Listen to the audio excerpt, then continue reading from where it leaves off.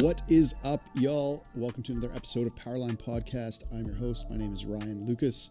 All right, it has been brought to my attention. Well, I've known this for a while. I know that there's way more listeners out there than there is followers/subscribers. So I'm going to ask you guys to make sure that you follow or subscribe on whatever platform you're listening to this on, because it's not me that cares so much. It's the people that you got to report the information to, or the algorithm that really cares about those stupid numbers like followers and subscribers, right? So just do me a favor, hit the subscribe, hit the follow button. I'll quit pestering you about it. All right, let's dive into this week's episode of Powerline Podcast. Enjoy.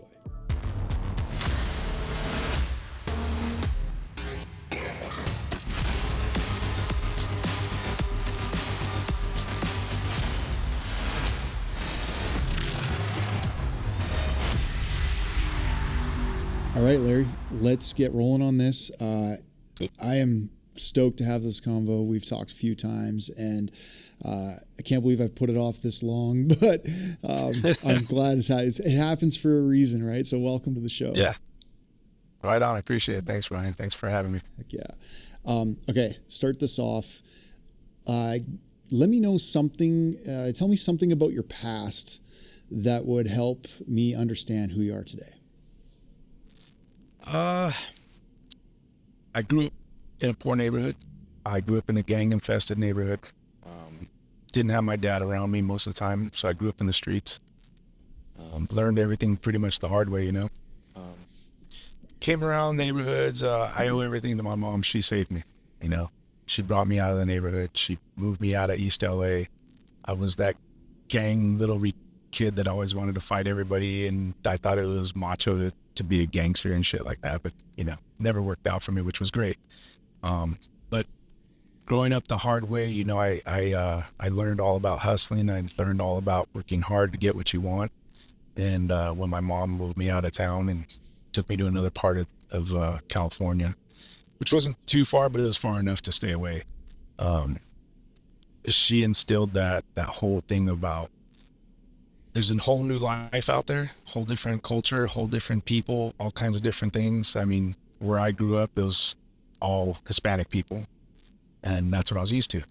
And funny story, quick story with that is when I went to school for the first time in Torrance, I saw my first black person in real life, and I came back home, and I was, you know, just starting high school, and I told my mom, you never believe what happened. She said, what? I just saw my real life black person. Like, you wouldn't believe this.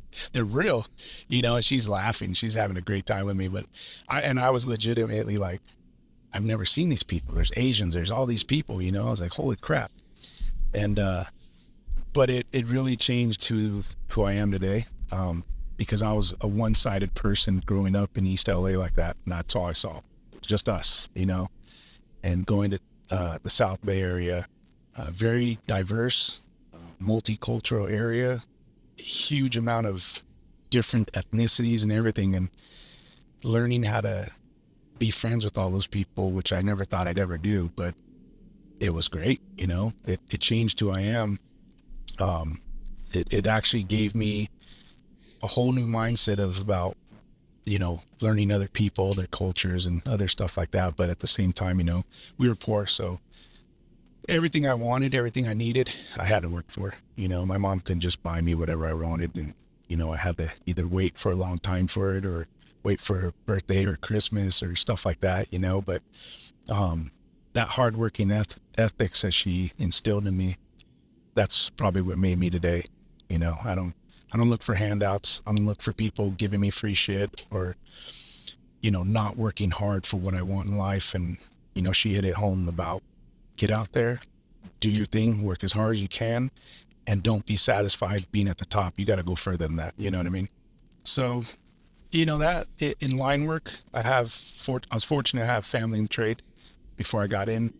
And, you know, it was one of those things where my uncle came to me one day, and I just got out of college football. I was trying out for the NFL and stuff like that. And he came up to me and said, hey, you know what? If you're going to stay with me, you're going to either work or you got to go get a job. And he handed me an application, the apprenticeship. I laughed. I was like, you, I don't want to be an apprentice. You guys are a bunch of assholes. I grew up with these guys, you know what I mean? You have the perfect attitude for this. Yeah, that's what he said. You know, he's like, no, dude, you want to be an apprentice? Get over there and do it. Put your application in. And I was like, no, man, you don't understand. I don't want to be like you guys. And well, that was 26 years ago, and here I am today. You know what I mean? When you moved, like when you decided to move, your mom decided to take you out of the bad area, the bad part of town, and move you to a complete separate. Was that all with you in mind? Like, hey, I gotta set this up better for my kids, or was she just moving to get work somewhere else? And you know, I think it had to do a little of both. Honestly, my mom was very young. That's why I grew up in the streets, and my grandmother raised me. My mom, I think, was like 13, 14 when she had me. So I have a very young mom. And she was still a kid, you know. When I was growing up, she was in high school, graduating. I'm like 5, 6 years old already, you know. I think her goal was to not be like everybody else, either in our family or in our neighborhood, where, you know, they grew up living off the government and stuff like that. And she's a very smart woman, by the way. God, she's smart. And I think once she figured out that there's other jobs, careers out there that she was gunning for, she went to school, she did all that stuff. Once she figured out she could move away, I think she said that would be the best opportunity, not only just for her, but for me. I think I played a factor because she wanted to get me out of that place, and she knew I wasn't doing too well out there. You know what I mean? Yeah. But I mean, and some of the things I remember, it's like waking up super early in the morning, and we would wait at the bus stop when it's still dark. We'd take a bus to my other grandmother's house, which was across town in Montebello. And she would be going to school out there, and she'd drop me off at my grandma's house and walk to school. So, and that was like every day. We'd wait at a bus stop, you know, she'd carry all my stuff, her stuff, go out, jump on a bus, get to my grandma's house, drop me off, go to school, pick me back up, and go take another bus back home, do all her studying, and, you know, it's like, wow, you know, strongest woman I know, you know. It's unreal. So, yeah. Dude, what was the switch for you, and how did you finally realize, like, hey, I got to do something different with my life and make a switch? You know, I'll tell you, the biggest switch was, one, I was still living in a kind of a rough area. I had a kid, my first son, Gabe, and I was still being a knucklehead, you know. Mm-hmm. I wasn't taking life serious. I was How old were you? I think I was like 21 or something like that. I was young, you know, and I had my first kid already. And we were living in San Pedro, and still being a knucklehead. We had this incident that happened. Anyways, long story short, I ended up getting stabbed 7 times on the back. I got into a big fight with somebody. I ended up in the hospital. And then not long after I got out of the hospital, a while back, it's like just things were going downhill. You know, I spent some time in jail before I topped out. And I think once I spent that time in jail and I looked at my life of like, okay, I just got stabbed. I'm 21 years old, 22, whatever it was. Got all these things happening to me. I'm not progressing. I don't have a career. I finished college. I don't have anywhere to go. What am I going to do? And once I was in jail, it hit me hard. Like, why am I here? Why am I doing this? You know, what?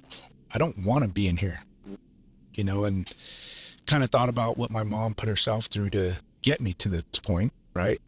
And that's when I think I had a major turnaround. And when she picked me up out of jail, I think everything hit me and I had to make a change right there. You know, that was the thing that said, hey, you got to grow up. You got to be an adult now. Stop doing stupid shit, you know? That's kind of like your rock bottom.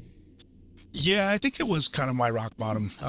The stabbing, that I actually, I flatlined twice before I got into the hospital. I think they said I lost like 5 liters of blood. They called my family, said we need to give him blood.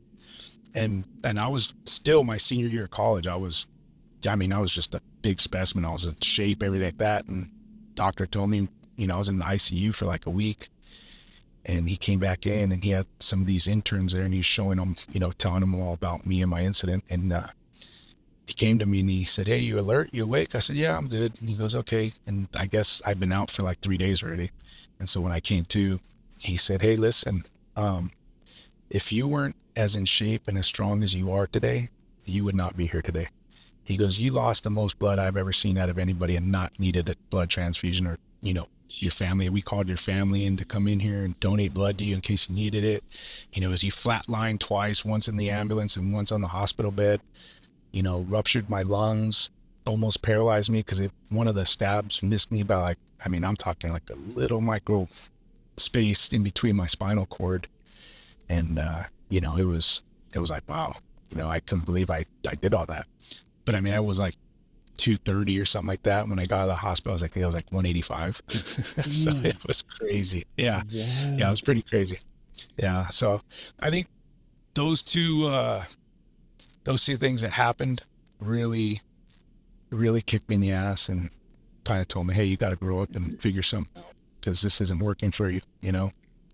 I think I kind of put in my head like the next path I might be is in a casket after this. You know what I mean? Damn. So, yeah. When you chose to go sign an apprenticeship or put in your paperwork or whatever, listen to your uncle. It was just your uncle that was in the trade? Yeah. We had guys that were family friends who I thought they were related to us, but I don't know if they're blood related, but same last name, stuff like that. But there was about 2 other ones that were in the trade. But they're the same guys I grew up with. They went to school with my parents, Gotcha. Both my mom and my dad.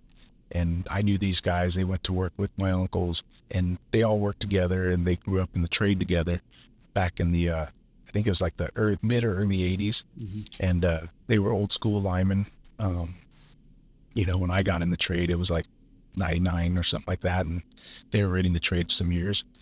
And it was one of those things where I didn't really see them as, oh, these guys are cool. Like, oh, they climb poles, they do all this stuff like that. Like, I didn't care. I didn't know that. I just knew they were a bunch of assholes. That was it. I fully understand.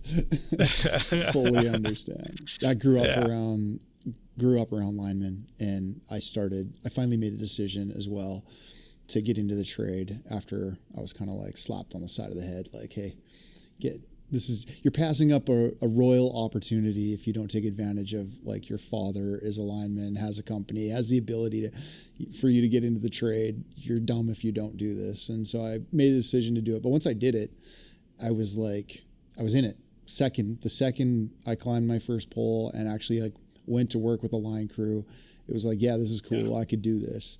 What was that like? Right. What was that like for you? Like, was it, once you did it, was it like, hell yeah? Or were you still kind of like knuckle dragging? Funny story. So I went through my climbing class twice, which was horrid because my uncle taught my climbing class. Oh, God. So you can only imagine how fucking hard he was on me, But the first go around in my climbing class, I dislocated my shoulder. I cut out and I don't know what I did, but I grabbed onto something and it actually dislocated my shoulder. And, I kept climbing. I was trying to fight through it. A couple of my buddies, my buddy Timmy Martinson and some other guys that I had, Timmy comes up to me and goes, "Hey, what's wrong with your shoulder, man?" And, "What do you mean?" He goes, "Dude, like, your shoulders are like this." He goes, "Something's fucking wrong with you." And I started laughing. I go, "Dude, Timmy, I ain't gonna lie, it fucking hurts, dude." He goes, "What'd you do?" I don't know, man, but I heard a pop and I can't pick up my arm. I'm like trying to pick up. Dude, I can't pick it up. And so I'm climbing, I'm using like one hand like this and the other hand won't go up any higher than this. And he might've told my uncle, I don't know. He still won't tell me to this day, but my uncle comes up to me and goes, "Hey, come here." I'm like, "What's up?" He goes, "What the fuck's wrong with you?" I go, "What are you talking about?" He goes, "Stand straight up and look at me." And I looked at him, he goes, "Why are your shoulders like this?" I don't know, it's sore. He goes, "No, that's not sore, dude. Something's wrong with you." So long story short, I'll fast forward and we got to his house because I was living with him. And he comes over and he goes, "Dude, you need to go to the doctor or something. Something's wrong with your shoulder." And I said, "No, I think I know what it is." And I actually went to school for sports medicine kinesiology. So You knew I go and I exactly say, what was happening. yeah, I go, hey dude, can you give me a softball? He's like, what? I go, do you got a softball? He goes, yeah, my cousins were two, my girl cousins that were softball players, so he brings me a softball. So what are you gonna do? Put it under my arm, and I ran into the wall and it popped out. He looked at me, he's like, what the fuck is wrong with you? But I popped it back in, and he's looking at me like, dude, something's wrong with you, you know? Yeah, and it killed, it hurt. And I had a part-time job, and I went back to it. And, you know, the funny story was I never talked to the director. I just kind of left, and I thought, okay, then my uncle would talk to him or something like that. You know, he never did. So I got a phone call a couple weeks later, and it was the director, and he's like, hey, what happened with you? So what do you mean? He goes, you kind of just disappeared, bro. Did you quit? What's going on? And he had worked with my uncle, so it's probably why he called me, because he didn't know what was going on. My uncle didn't say shit to him, at least that I know of. And so I told him, I said, well, I dislocated my shoulder and I popped it back in, and it wasn't good. You know, it hurt like shit. I still couldn't move it good. And, you know, I'm getting back into shape, trying to get in the gym again, doing it as well. I mean, are you still interested in being an apprentice? And I said, well, yeah, I mean, I think so. You know, and the funny story is, when I was at work, since that day that happened, I could not stop looking at power lines. Like, I was always looking at every line I went by, switches, and I had no idea what the hell I was looking at. I was just looking at power lines, but fuck, man, I want to keep doing it. I want to do that, you know. And when he called me, it was crazy, because I was actually having a conversation with my mom about what I was doing compared to what I wanted to do. And she even told me, she's like, why don't you call them back up and try to get back in? I said, I don't know. I mean, I don't know if they'll let me, you know? She's like, well, you need to call. You need to talk to them. She goes, you need to talk to anybody? I was like, no, I just walked away from it, you know? And she's like, well, that was kind of dumb. And I said, well, Mom, I'm not one for making smart decisions, you know? So she talked me into it, and it was weird. It was kind of ironic. The very next day I got that phone call from Armando, the director, and he's asked me all those questions. And I was like, well, you know, I really would like to be back in it. It was, well, I mean, it's a medical leave. I'll give you that, and we'll set up another class and get you back in here. I said, all right, cool. Sounds great. I go, I just wait for another phone call from you or what? I mean, back then we barely had emails and barely had anything else. I mean, you got a phone and, you know, shit like that. He goes, no, how about next week we're starting the class, you come back in? I'm like, next week? He's like, yeah. I'm like, well, shit. I mean, you know, I kind of thinking about it, going, fuck, I need to train. I need to try. I got to go with my uncle, have him teach me how to climb some more and get better. And it just kept going back in my head. Don't deny this. Take it. This is your spot. Take it. This is your last probably offering. And so I said, you know, yeah, I'll take it. He was okay. Well, be here at, you know, Monday morning, be here at 6 a.m. I was like, oh shit. Okay. You know? And so I went back in for my second go around, and lo and behold, there's my uncle again. I'm like, hey, man, you gotta be kidding me. He's in my class again, and he ran me even harder, you know? Hell yeah. Which sucked, but I mean, I'm sure you know how it is. You came from a family too. You know what they do to you. Yeah. You know? And he got at me pretty hard, you know? But the crazy thing was, like, by day 2 of the climbing class, I was fucking flying around everything. You know? I was like, wow, you know, like, this is crazy. I'm 10 times better than I was the first time, you know? He just laughed. He goes, you're going to be fine. Just keep going. It's amazing what a guy can do when you make that flip in your head, though, right? Like, there was same for me. Like, it was not, I'd been asked 1,000 times by family members, my mother, my father, like, is this something you want to do? Do you want to be a lineman? Like, because we have this opportunity. And I always was like, no. I kind of wanted to go into the creative side of things. Back then, there wasn't really like photo and video like there is today. So I was like thinking more graphic design or something. I wanted to do something creative because I was always kind of creative. Or I didn't really know, but it wasn't line work, right? Until I made that switch, like until I don't know, it was just one day I did it and I was like, yeah, this is cool. All right. And then fully committed to it. And once I fully committed to it, it was like, there's no looking back for the next 15 years, 20 years. It was just like, no looking back. Yeah. Yeah, it was hard too when I first got in, because again, I wasn't wealthy, you know, and of course, my uncle, I'm thinking, oh, I'm going to stay around California. It's going to be okay. I had a kid, and she wasn't my wife, but she was my girlfriend. And okay, I'll be around. Cool, no problem. And then my last day of climbing class, I get my walking papers, and I look, and I was like, what the fuck? I don't even know where this place is. And my uncle's like, oh, you're going as far as fucking possible as you can. And I said, Boulder City, Nevada? I've never even heard of that, you know? And he's like, oh yeah, you're going. And the director comes up to me, he's laughing. He's like, what's wrong? I go, I don't even know where this is. And, back then we didn't have phones with any maps. I mean, you had a Thomas guide. I go, I got a Thomas guide that don't even have this region in it. I don't know how to get, so I had to go to the store, get a map for that place. And it was the funniest shit, and, and I talked to him at the end. I'm like, hey dude, I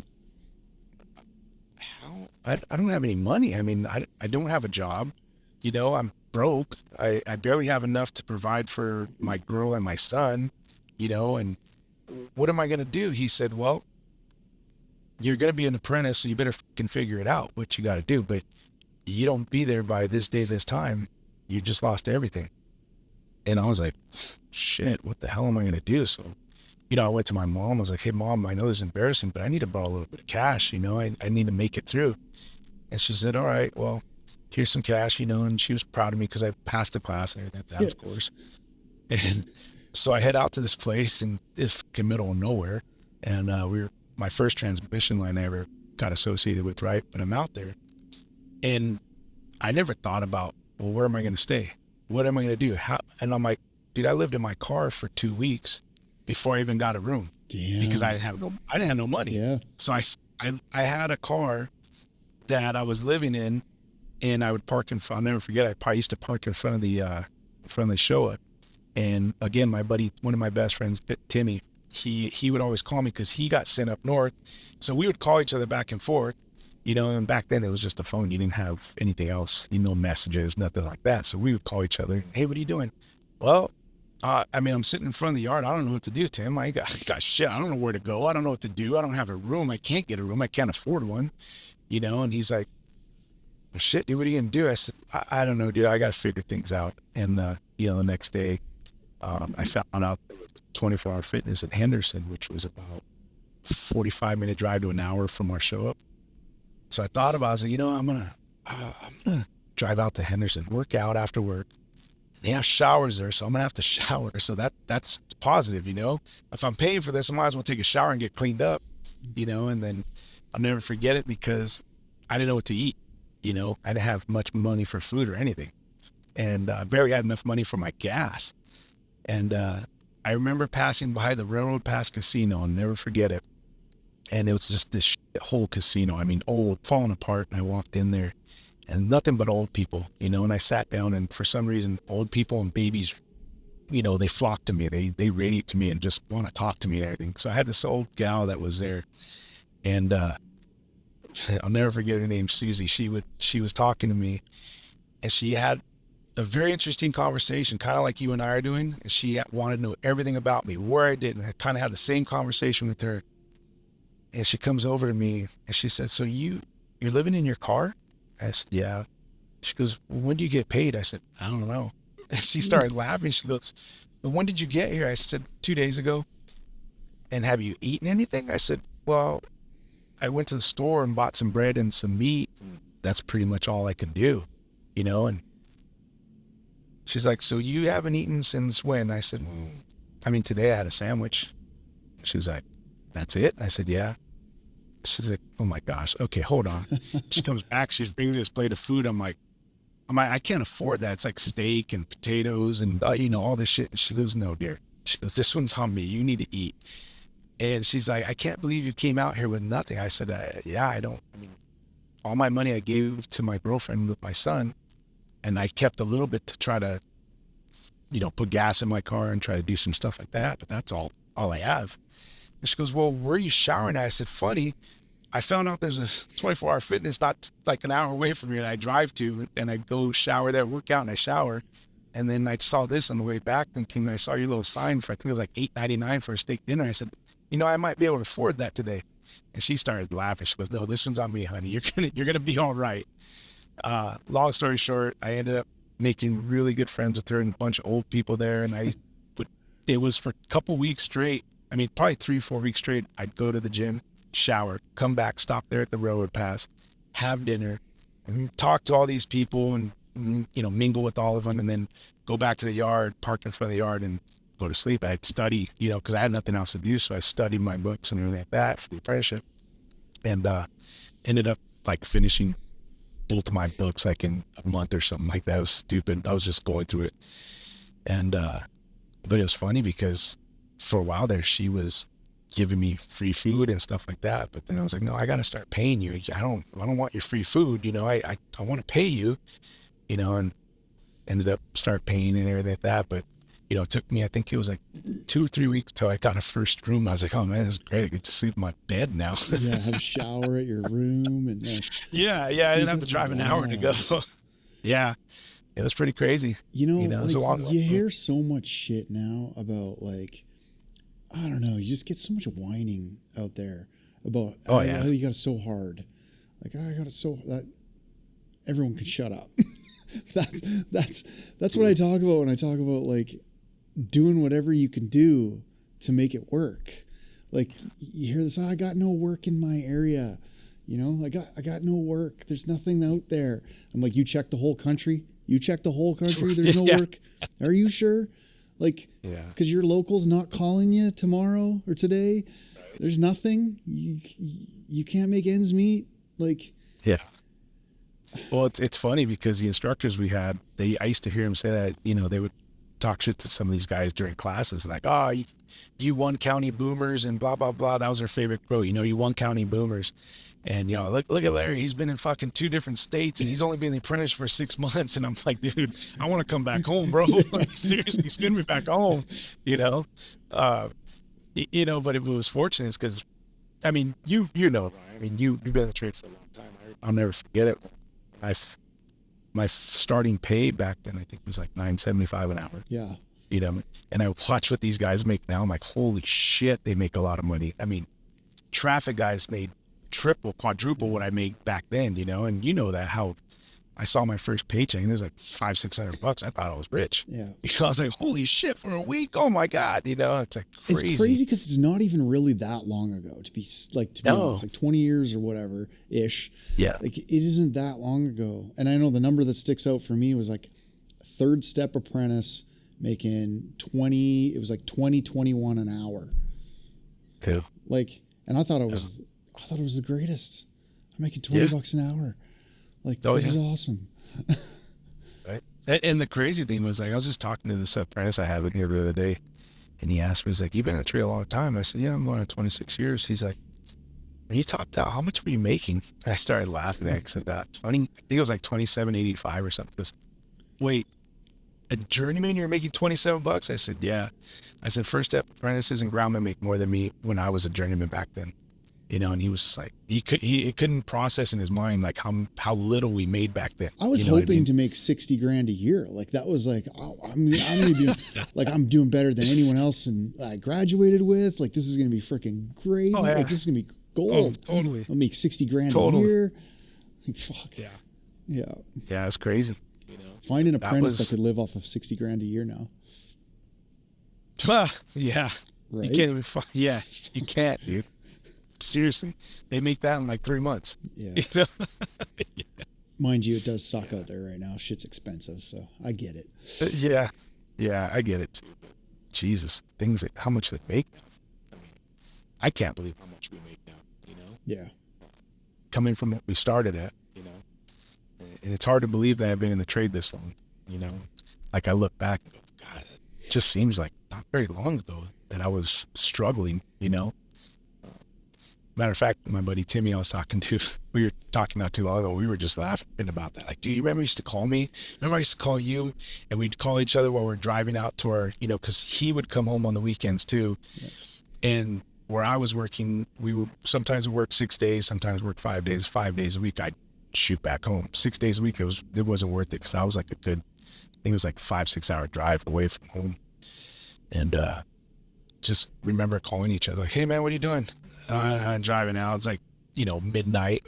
on Monday morning trying to get to work. And he's like, yeah, I'm just calling you. I got to stay awake, dude. I can't stay awake and I'm dozing. And I go, well, I'm glad you called because I'm dozing too, and it's like, I'm starting to see little people in my windshield, dude. I don't even know. 100%. Man. But like you said, it's, the sacrifices that we had to go through back then.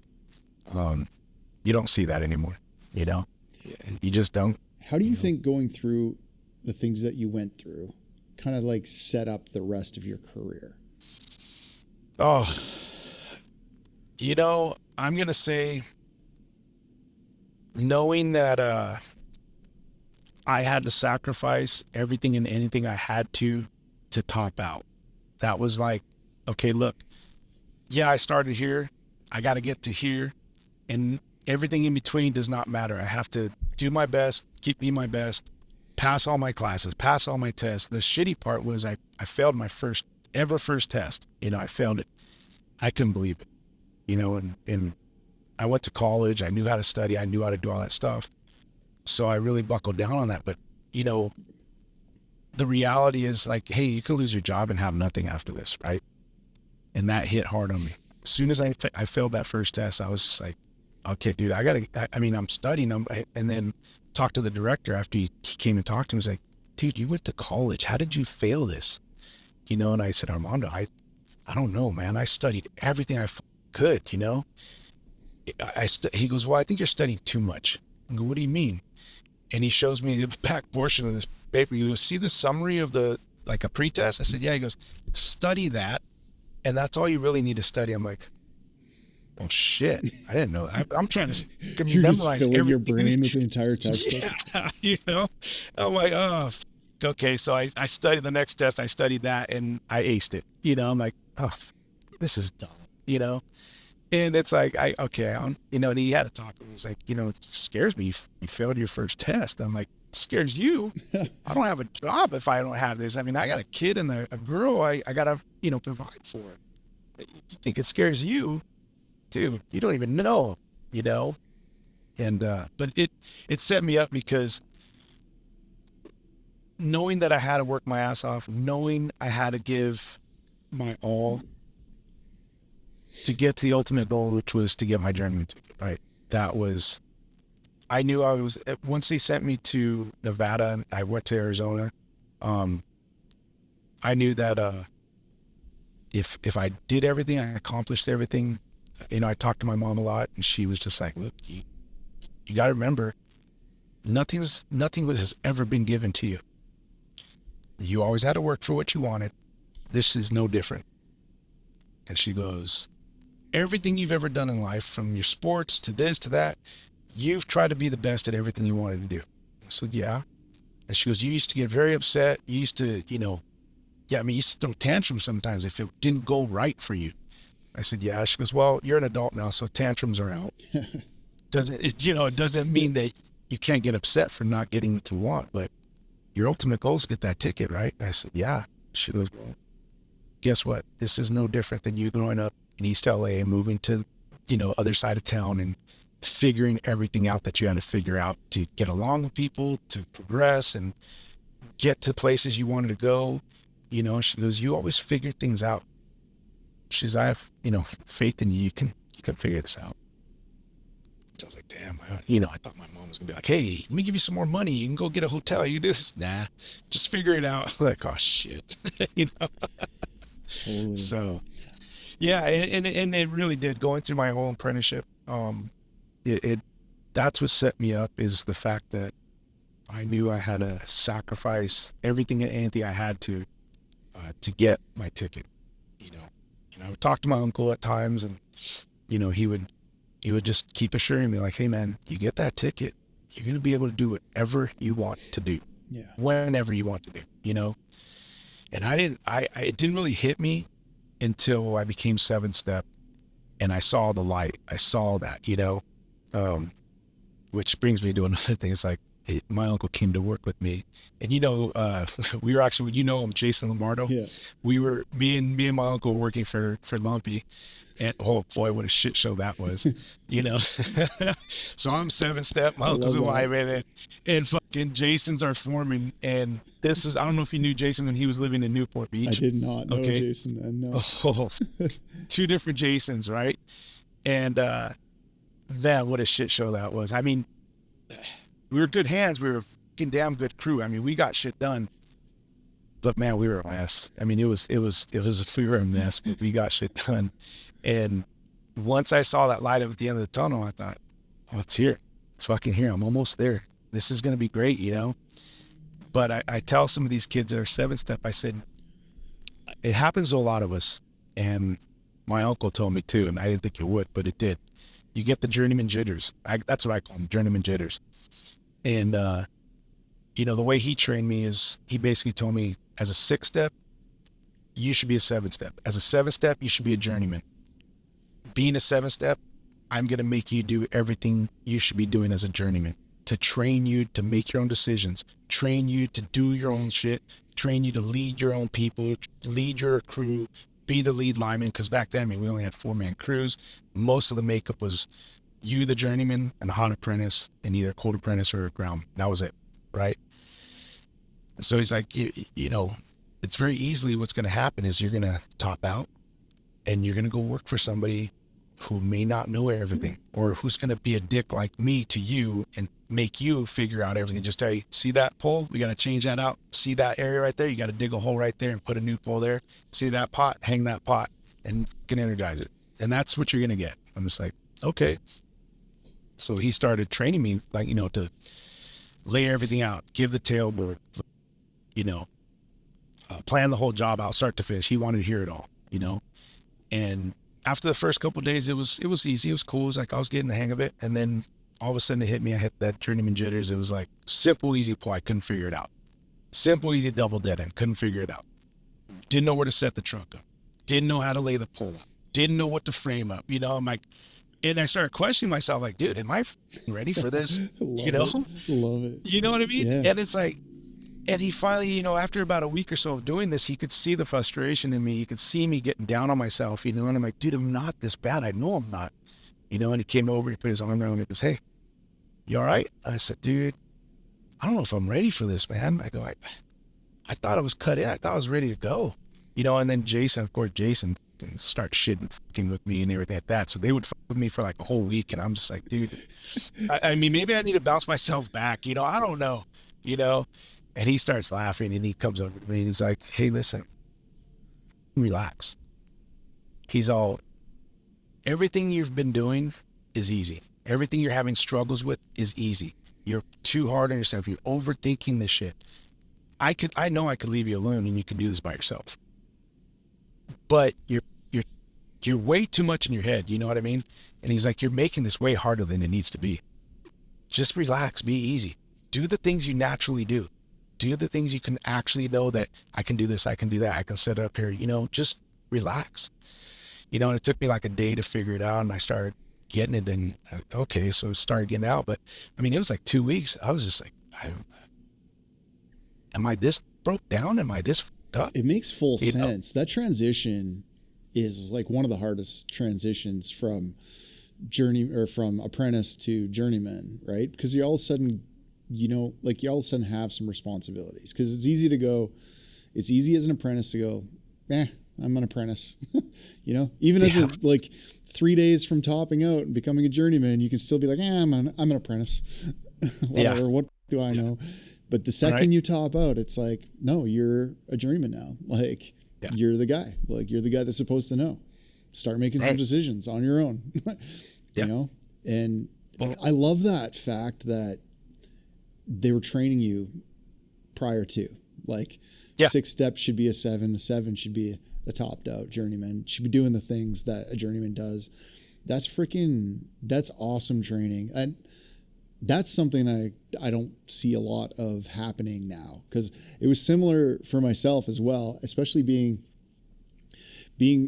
working for my father's company.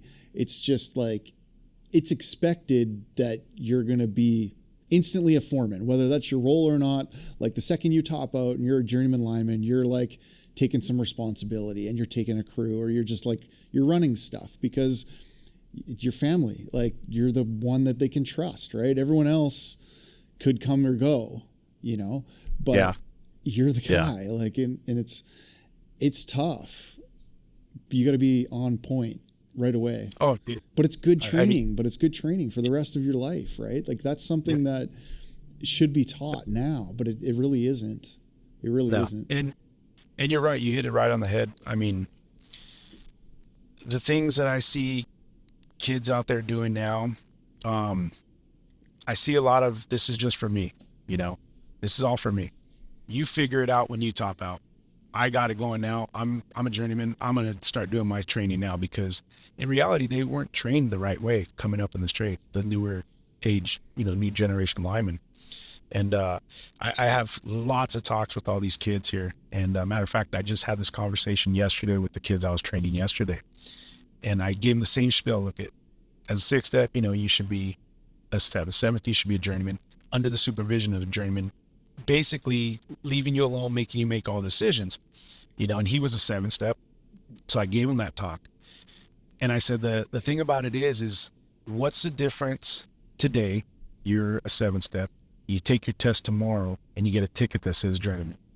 You don't fucking wake up and mysteriously have these magical powers that say, hey, I'm a fucking big bad journeyman now. No, it doesn't happen that way. There ain't no different from yesterday to today. You don't get these magical powers that make you a badass journeyman. You just have a ticket now that says journeyman lineman, and if you've probably heard it too, when the guys just say, oh, your ticket's still fucking wet. You know what I mean? It used to be like that all the time. And even as a 3-year journeyman, your ticket was still wet. Your ticket didn't dry to at least 5 years topped out. And that's the shit I got to going into the trade. Was one, you're never going to take a crew before your 5th year. Okay. That was just an unwritten law. And I grew up in this trade that as a journeyman, you don't take a crew until you've been at least topped out 5 years. That doesn't fucking happen anymore. Not anymore. No. At all. I mean, I got journeymen that topped out and like 3 weeks later they're a foreman. You're like, what the fuck? And then they pick their crew because their buddy wants to come work for them. So they got a lineman who's been topped out, 2 months before him, but he's the foreman. And then they get a brand new 4th-step apprentice. It's crazy. And they get themselves fine, dude. And you're just like, and you watch this and you're like, all right, well, how are these guys going to get out of it? And they're like doing a fire drill. They're just running in circles. They don't know what to do. It's crazy. Because they weren't even trained that way either. Like they weren't even tested as apprentices to become, foreman or even linemen. Here you go. Here's a crew right away. I mean, damn. I was very fortunate. When I went to that par yard in Orange County, I spent a lot of time everywhere else. I was Northern California, Southern California, Central California, Nevada, Arizona. I spent a lot of time everywhere else. I finally got to come home, and they sent me to the Orange County yard for par. And I went out there with this crew, and then I met, he's one of my best friends now, Chris Campbell. And I met him, and he had me on loan for a little bit. They said, oh, Larry's going with another guy, another crew, whatever like that. So I worked for him for a couple of days, and I thought I was pretty cut in, and he trained me. He started training me right off the bat because he knew I wanted to learn. He knew even though I was a 7-step, I didn't act like I knew everything. I didn't pretend. I was first to grab a shovel, start digging a hole. I was first to grab all this shit, start running around. And he's like, he even told me, he's like, you don't act like a 7-step. I said, what do you mean? Because most of these fucking 7-steps act like they're too good and they're journeymen already and they don't have to do any shit. Because you're running around and you're digging holes and blah, blah, blah. And he just joking me. He's like, is that because you're Mexican? And I started fucking laughing. And he's Canadian too. He actually grew up with Lombardo. And I'm just like, fuck you Canadians, man. We start, I recognize the name. Yeah. And so, those guys I grew up with. And matter of fact, the first crew after Campbell, I went to this guy, Walker, he was a huge mentor in my career. And I went through a lot of people, but my 7th step, I think, was my most significant time in my apprenticeship that I learned the absolute most. I went on Mark Walker's crew, and I didn't even know who he was. And people would come up to me and like, dude, you got on Walker's crew? I'm like, yeah, I guess. I don't know. Like, why? What do you mean? Like, dude, he doesn't take apprentices. Like, he hates them. I'm like, oh, that's probably why I'm breaking concrete and digging holes with a 7-step, because he doesn't want me up in the air. In fact, the first week, I didn't do shit. I just dug holes and broke concrete. I mean, I'd come home sweaty, grungy, everything. And he had a young crew. And it was crazy because the young crew he had, they weren't topped out very long either. You know, my buddy Wook, Ryan Renner, and some other guys I had on the crew. These guys, like, I was convinced these guys were topped out years. They were young too, but I thought they were, and they weren't. It's like, God, these guys are dialed in, man. These guys are awesome. And honestly, I just took a back seat and I was like, I don't care. I'll keep breaking concrete and digging holes because I want to see how these guys do this shit. And, you know, one of the first polls we did, I'll never forget, it was over by the 10 freeway. We had this pole, we were doing sub-transmission poles, and it was like an 85-foot H5 or whatever. And we had a crane, we had all this shit out there. Night job, we had a freeway crossing, double dead ends, risers, bank, everything on this pole. I mean, everything you think of. I think it had like 32 cross arms or something on it. Back then, we didn't have these, you know, self-leveling cross arms and shit. We had to cut gains. We had to do you remember all the wood arms and everything like that. Yeah. Porcelain insulators. The thing weighed like 2,000 pounds or something like that just on arms. And he sent me up. I had to climb. We had 2 buckets up in the air, and he goes, hey, go up there, take this tape, measure it from the top. And as you come down, give me numbers when I tell you to stop. I'm like, okay. So I'm climbing down this pole, giving him numbers. I get back down. Comes over to me, he goes, I want you to frame this pole. Here's all the numbers. This is where I want the holes. This is ground level. Get this shit dialed in, and all those cross arms better rebuilt and on this pole before we're ready. Then those guys get everything set up. And I'm looking up, but that's a lot of work. And you want me to dig the hole too? He goes, it's same whole set, so just hand pot it and then come back over and do this. I'm like, today, you want me to do this all today? He's like, yeah. I'm like, okay. All right. So it's a challenge, you know, and I went out there. I'm like, Jesus, man. So I started just running around, doing everything, got the hole dug and did all this. And he ends up telling me, he goes, hey, we're going to dig a hole on the other side now. The risers here, we'll be fine. Dig a hole there. I'm like, dude, this is like a 10-foot hole I got to dig. Like, holy. So I got everything framed up. They're doing all their shit up top. It's all hot work that we're doing. We go around. I start digging the hole, and I'm fucking doing it. And he comes over and goes, man, you're like a Mexican backhoe. You're fucking good, you know? And I started laughing like, dude, what's this Mexican shit? It's funny, you know? So we come back, and we set the pole, and he crane sets it right over the top, comes in, cants it. And I mean, I'm talking like precision, had like that much air gap between all the insulators. These guys just, you know, plugged it all away, cut the arms off, cut bolt top out. I was just amazed, you know, and I was like, God damn, this guy good, you know. And I'm like, 32 cross arms, a bank, risers, all this shit he had me drill out, all this stuff, and everything went back like precision piece clock, you know. It went just everything where he wanted it. And I was just like, I went over to him, I was like, man, I don't know how you did that. I've never seen that done. He just kind of giggled, and he's like, well, stick around here, keep digging holes, we'll learn a lot of shit. I said, you know, dude, I don't care if I top out here. I want to learn whatever I can from you, you know? And honestly, it took me about 2 months before I actually got in a bucket. They wouldn't let me in a bucket. If I wanted to get up the pole, I had to climb. You know, we're climbing 70, 80-foot poles all the time. And I was up there getting on arms, fucking dead ending shit off my tools with hot hoist and all this crazy shit. You know, Wook and Ryan, they were just making fun of me like, you ever want to get in this bucket? I'm like, dude, it's too late now. I'm digging this climbing shit, you know, fuck you guys, you know. But honestly, but that's the attitude, man. Like, that's the attitude. Like, that's what you need. Yeah. Yeah, because you don't know shit. That's right. the thing. Like, and like you said, that's what put in my head, because I thought I knew. I thought I was good. And when I saw all them, the way they worked, I've never seen anything like it. I've never seen a foreman go out and lay everything out the way he did. And I ran with him for a while. And, you know, and I used to talk to Mark all the time. He's still a good friend of mine. I haven't talked to him in a while, but, you know, he dialed me in. He set the tempo for me as a 7-step, you know, and I'm just like, Jesus, I got a lot more to learn. And then I got with Campbell.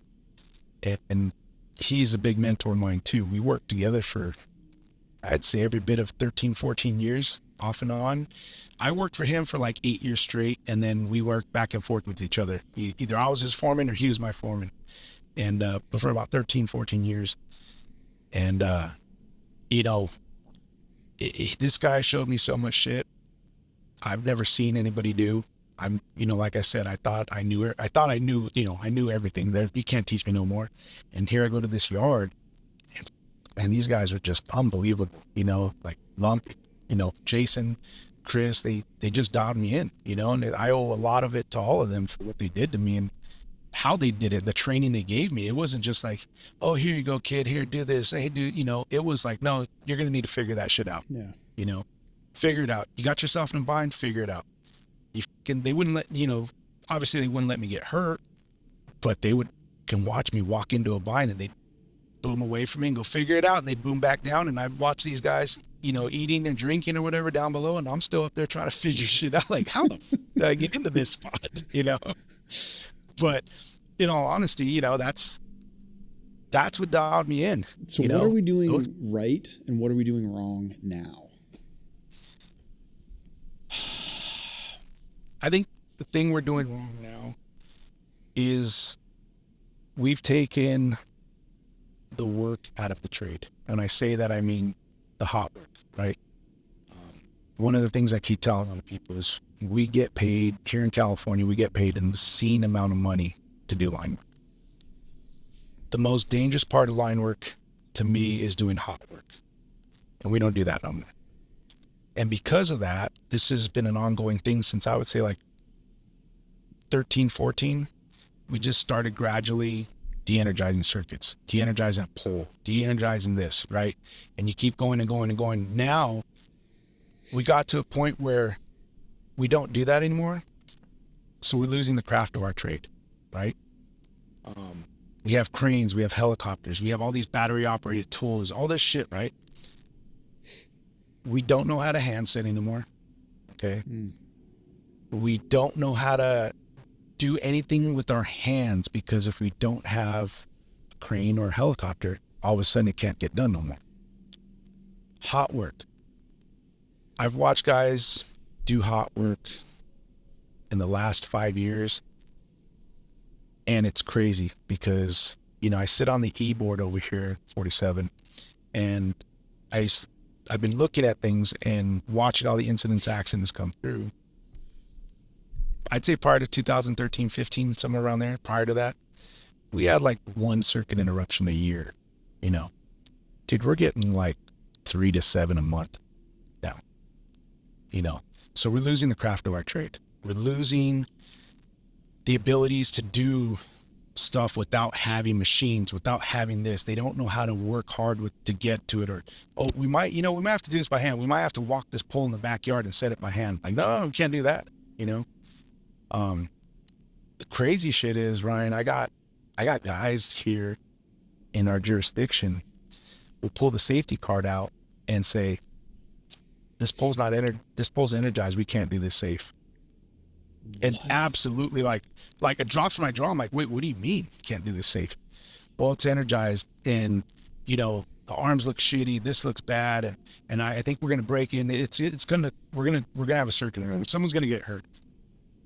And I'm looking. I'm like, you know, I said that one time. I'll never forget it. When I was a cold apprentice, I said, dude, this pole's fucking rotten. Tell me how that you went want me for to try this? Yeah, and you know, it's like the old man looks at me, and most of my linemen were all over 50 when I grew up in the trade.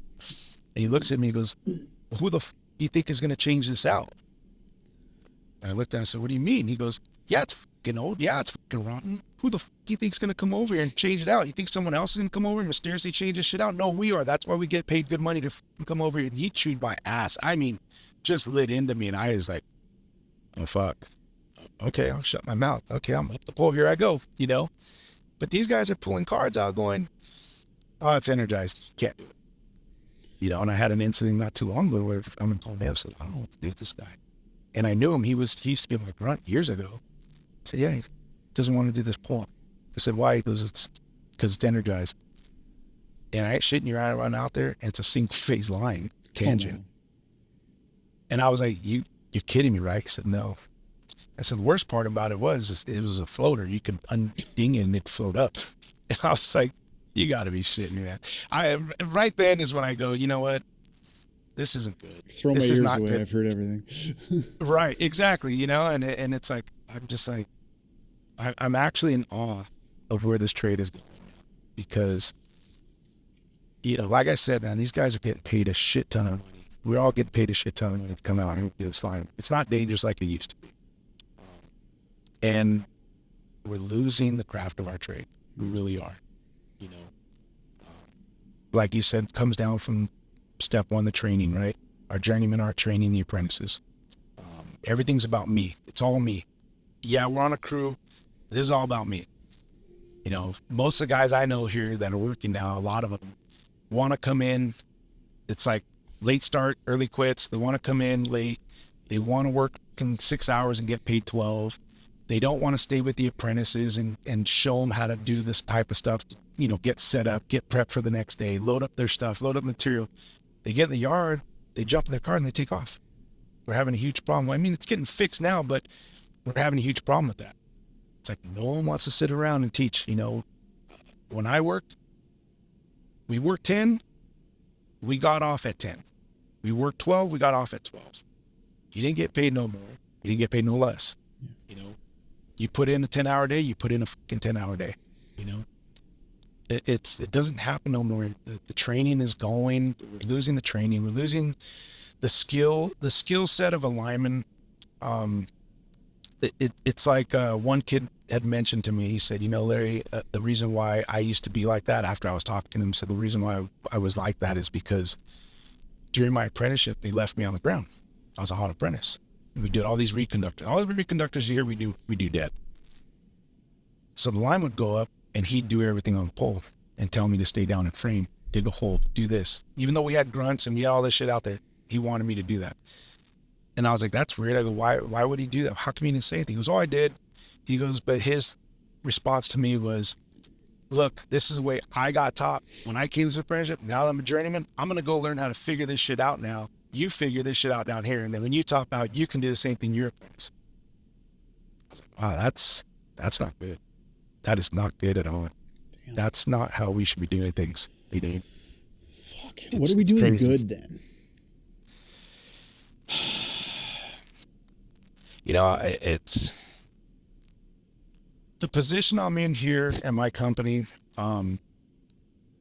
It's, I actually thought I was going to be like in a type of like retirement gig, and nowhere near it. I'm more busier than I ever fucking was, you know, but I look at it now as going, I can get to more people and more apprentices doing what I'm doing now than running crews, running yards, superintendent, whatever it was. I held every position here at my company. And it seems like I can get to more people doing what I'm doing now, doing one-on-one trainings, going to yards. I've created content for like half-hour trainings, refreshers for linemen, refreshers for the guys, you know, everyone from civil, groundmen, traffic control, to our line hands, to foreman, to our GFs, like putting content together, making these PowerPoints I created, and going to the yard during their safety meetings, taking a half hour and going through it as quick as possible to give them the actual facts of what you can and can't do with certain tools or certain materials, certain equipment. And doing that, I think it's helping to spread that out. You know, when I was just with one crew, I was only confined to those 3 or 4 guys. When it was just my yard, I was only confined to those couple of crews or 3 or 4 crews, right? But now I'm hitting everywhere I can, you know, and it's a good thing. You know, I never by all means say that I'm the best lineman there ever was. I don't see anything like that. But I do think I'm really good at what I do, you know, and I always tell people, because an old lineman used to tell me this, look, see this kid? I got all my fingers. See my skin? I'm not burned. See my feet? I have all my toes. See all my hair? I have all my hair, but I shave it off because I'm bald, you know? And I started laughing. He goes, when you top out and you can look at yourself and go, I have all these, didn't get burnt, kept all my shoes and toes, you made it. You made the trade, you know? Yeah. He goes, but you have to remember the things that you were taught. You have to remember that you have to teach other people. And he was the one that told me, when you top out, that's the day you become a full-time instructor. And that's what we're missing. A lot of these kids that topped out are in it for themselves. They don't want to teach. They don't want to trade. And another side step to that is, we teach these guys, if they do teach them, they've been taught the wrong way. So they're passing that bad knowledge on to those guys. There's some unlearning to do in order to teach. A lot. Yeah. And the sad thing is, like I tell kids, yeah, that guy's fast. He's doing good. Yeah. Okay. But you see the problem? He's doing it wrong. If something goes wrong, this and this can happen to him. He can lose his arm. He can get hit in the head. He can burn himself, relay his circuit, do all this stuff like that. There's no safe for him. If he gets caught in this, he's going to get hurt, or something's bad's going to happen.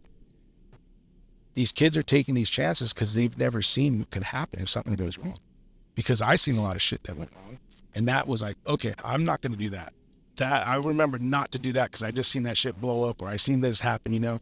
And that's the thing, is that these kids don't have the experience. They don't have the knowledge. They got trained, a lot of them, the wrong way, or they've been told wrong information about the do's and don'ts, the maximums, the minimums.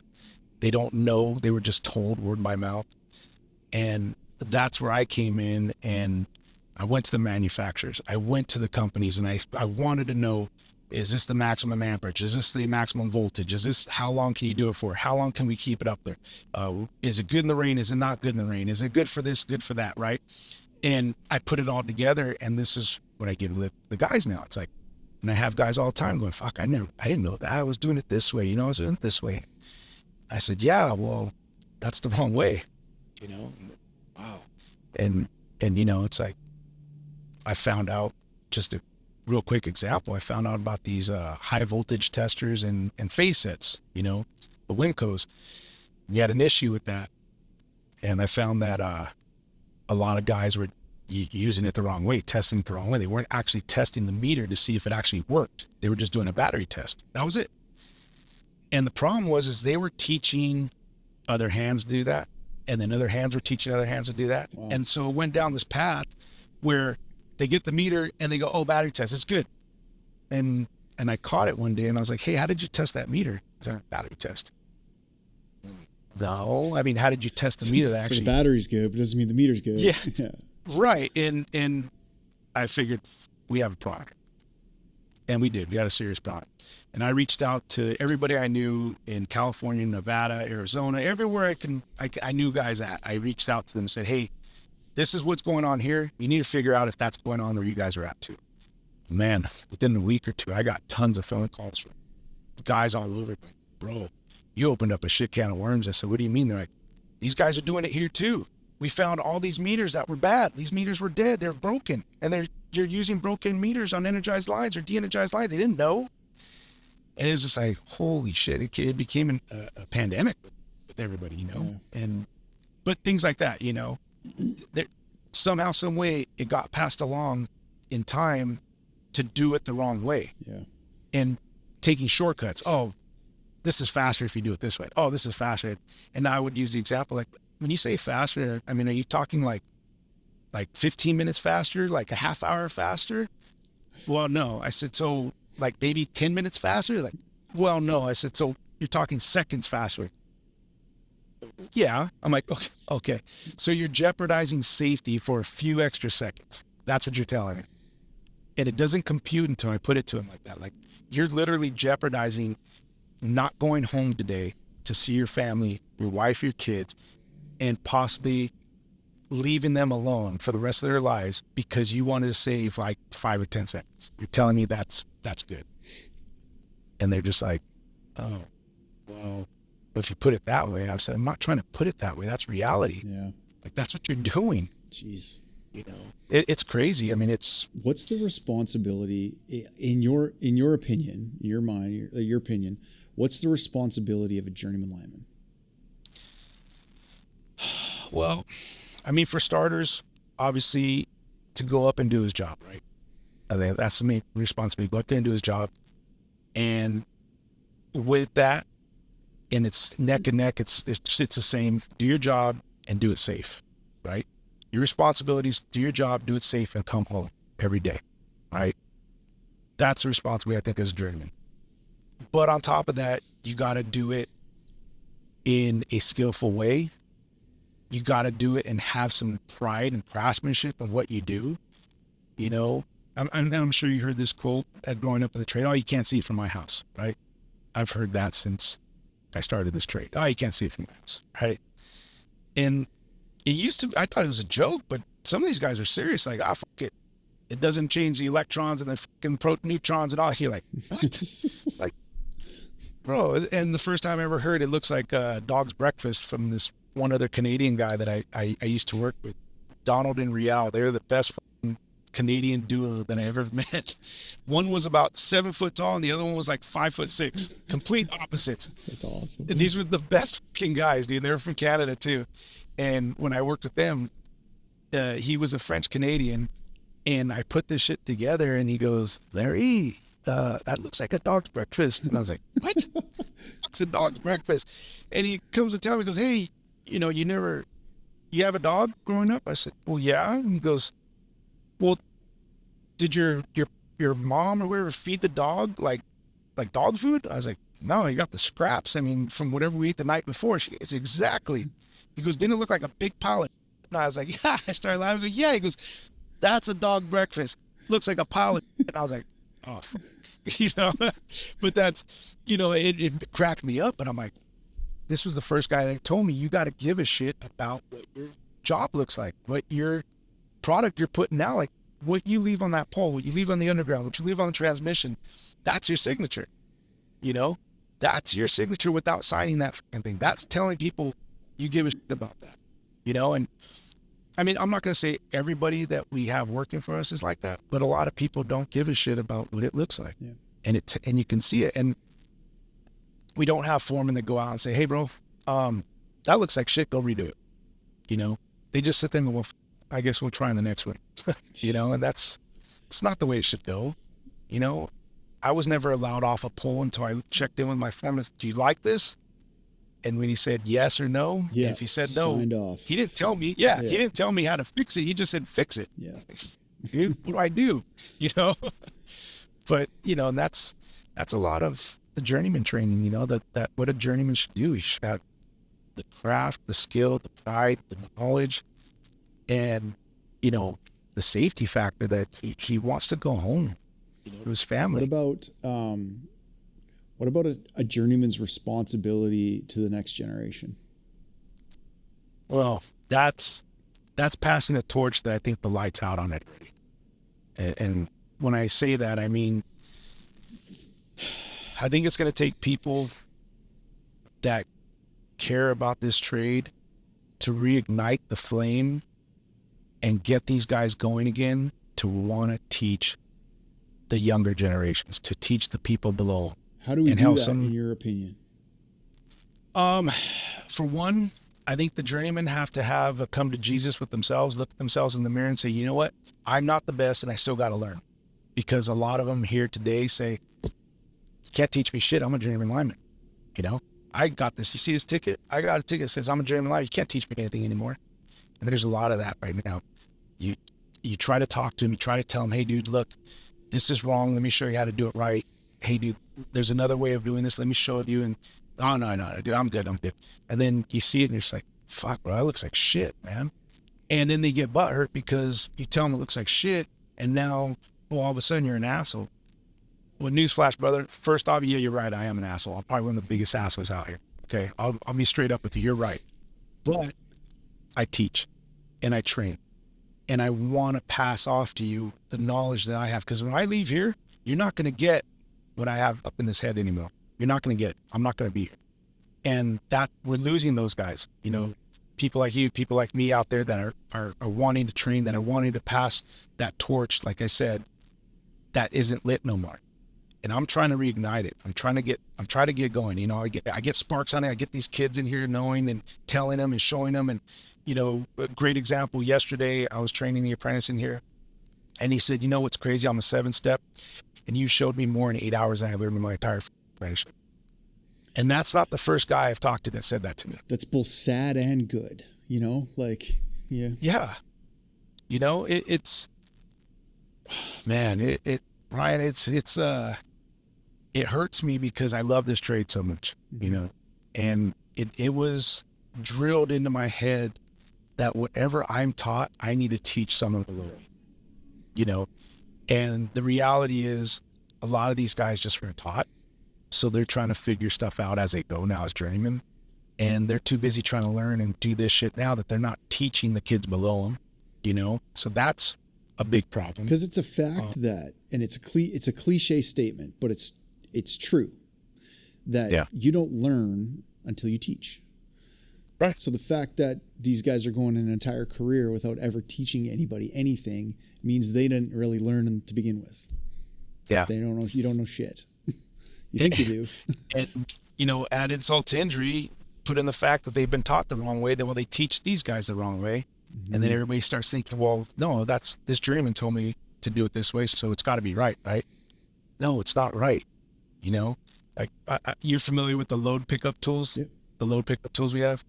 Well, out here in California, we have a rule, and it's in the red book. Anything that can make or create an arc has to be a hot stick operation. Well, that makes and creates an arc, but you got guys going in there using a fucking screwdriver, putting their face right in front of it, and using the pickup tool. And it's like, do you understand? These are stick operable for a reason. Like they make all these tools to be operated and to separate installed your with a body stick from the line of fire. Like it's called the bite. Yeah. And what's crazy is I bring up the fact that in the last 2 years, there's probably been maybe 4 or 5 guys burned because they were using a screwdriver. And simple facts, like growing up in this trade, the knowledge and the experience I had growing up, we did certain things a certain way, and it was drilled in your head. You have to do that, right? Well, in some situations, you have a double dead end, say an open over the top. You got a circuit A and circuit B. Okay. Well, they want you to make that up. Okay. Well, the way I was taught is I don't need a piece of paper to tell me I need to phase that first. Yeah. Right. Okay. It's just experience. That's what I was fucking taught. It's put in my head. Right. But these situations that happened is they said, well, it didn't say it on the fucking switching program that we had to fucking phase it. And I want to laugh, but you can't because you're like, these guys are fucking serious. These guys are serious. You guys literally said that. They said, well, it didn't say it in the program. And you're like, oh my fucking Lord, are you kidding me? So what they do, they put it in and it rolled because they did corners and no one drew out the corners and they didn't phase it. So when they closed it in, it blew up and they got burned, you know? And that's one of the things that I told a guy or a long time ago that happened is they did the same thing and they had a dead end with a dip and it blew on them and they couldn't understand why. And the kid was just startled because he used a screwdriver and closed it in. And I brought him down and I said, hey, you know, I'd love to chew your ass out, but it seems like you just shit your pants. So let me tell you what you did wrong. And he, you know, I had to let him clear out. I brought the foreman, I brought everybody over here and I pulled out the map, you know. I said, you want to know why that went boom? No, it's fucking someone fucking grounded the line or something. I was like, no, someone didn't do anything. At the very dead end structure over here, it's a dead end, it's a tap line, right? And you think, oh, it's just a tap line. I can close with a screwdriver. Nothing's going to happen. But the tap line has a radial dip, a 6-9 dip. Okay, do you know what's attached to that 6-9 dip? Jumpers and no. Okay, you see that little squeal? That's a fucking LA. Okay, what's significant with an LA? For lightning? No, that's not what it is. Okay, if that LA goes bad, it has a direct path to ground. Okay, if it has a direct path to ground, not only does it blow there, but it blows at the point of contact where it makes initial contact with the line side. Where's the line side? Right where you put your fucking screwdriver. Where do you think it's going to blow up? So it blew up there and it blew up here. So not only do you need to go get new wire, you need to go get a new fucking LA and go test that cable, make sure the cable didn't take a shot. And they're just like, you know, it's like, oh my God, like this is what we're dealing with now. You know, there's not a whole lot of experience anymore. And the guys that have the experience, they're either in an office or they're running, you know, yards or crews. that they only get to stick with one crew. And the problem with that is the guys that are really good, and I know a lot of them, there's a lot of good hands out there, but they don't want to work with anybody else. They want to stick together because they have a good crew. And I get it. You know, the foreman don't want to go run anybody else's crew because he has a fucking good crew. Sure. So, you know, you get a very small percentage of people going to that crew to learn something from that. Yeah. Very small percentage, you know, and that's, I think what we're failing is the knowledge, the skill, the experience. They're not getting it. So it's like, I'm sitting here listening to all this, and it's like, you can see each perspective, right? Like you can see the perspective of like the good, like the good guys you're talking about, quote unquote good guys, the ones that are doing things right. They're knowledgeable. They're willing to train. They want to train, but they in turn, they still have a job to do as well. Like the whole other job and they can't spend all day training everybody. Yeah. Because there's just like so many to train better. Like it's a real issue, isn't it? It is. And you've been to these conferences with me, to some of these apprenticeship conferences, and they talk about how, I mean, I think you were at the last one where we were at Florida. I think they talked about this in Florida, where they said they wanted to do an apprenticeship where they do was it the hybrid apprenticeship? Yep. Okay. Yep. That's fucking nuts. Yeah. You know, you heard the uproar in there. I mean, everybody was like, "You're fucking crazy." You know, they went off, and rightfully so. And I think what's happening is, we got people, and I don't know, maybe I'll get my teeth kicked in for this, but I don't care. You got people in positions that are making decisions from behind a desk and not having that experience being out in the field to say, "No, that's wrong, dude. We can't do that." Yeah. You know. No, we can't do this hybrid shit because I've seen out in the field what's going on. Like, we need to first, let's address the problem with what the apprentices we have now. Let's not speed it up. Let's not make it faster for them. That's fucking crazy, you know? Let's address the problem we have here. You know, I have a real big issue with some of the training that we give apprentices in the schools. And I've had conversations with instructors, with directors, with everything.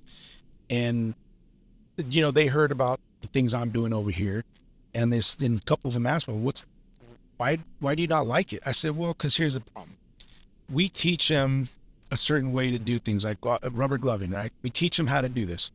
I said, the problem that I have is none of you guys go out in the field, and you've been through these classes. None of you guys go out in the field and do what you're taught here in the field.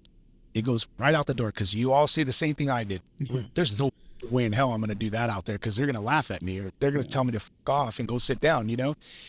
And I said, so does it not make you feel like a hypocrite that you're trying to teach them something that they'll never use? Or how about we do this? How about we teach them something they could actually use and utilize out in the field? Well, what do you mean? I said, well, number one, I get the student teacher ratios down. Okay. We have like 10 students to one instructor, and they go out there and one instructor is watching 3 different crews go to, you know, here, this is your job, this is your task, do it. And half the time he's bullshitting with the other guys, not really paying attention to what's going on. When I do this, I'm either on the pole or in the bucket with them, and I stop them. Hey, stop. Don't move. What's that? What's this? Identify that. What's here? Second point's there. This here. Where's your mad distance? What's this? You know, I stop them. I mean, within seconds of them getting up in the primary, and they're breaking down conditions already, and I'm stopping. Okay, stop. What'd you do? What's this? And making them identify everything. And then they start going, okay, well, we're going to have to rethink how we just wanted to do this, you know? But I give them a chance to do it their way, and then I show them my way. And the way I show them is real world situations where this is what I really do in the field. I'm not going to teach you what the NJTC told me I have to teach you. I'm going to teach you what I actually really do in the field. And I'm up here to stop you and train you and show you what's right and wrong, show you what's good and bad, show you different positions you can get in, show you different, you know, elevation changes. And hey, there's a top side to this too. Did you know that? Oh, you know, it's like, yes. And it just opens them up. And they're like, man, why, you know, I think almost every fucking student I had said, why can't you go to the school and tell them they need to teach it like this? I said, because up is they got to go based off of their instruction from the NJTC. NJCT comes in and says they got to do this. They have to do this. And what's bad is that's cool and all, but it doesn't pertain to what we actually do in the field. Yeah.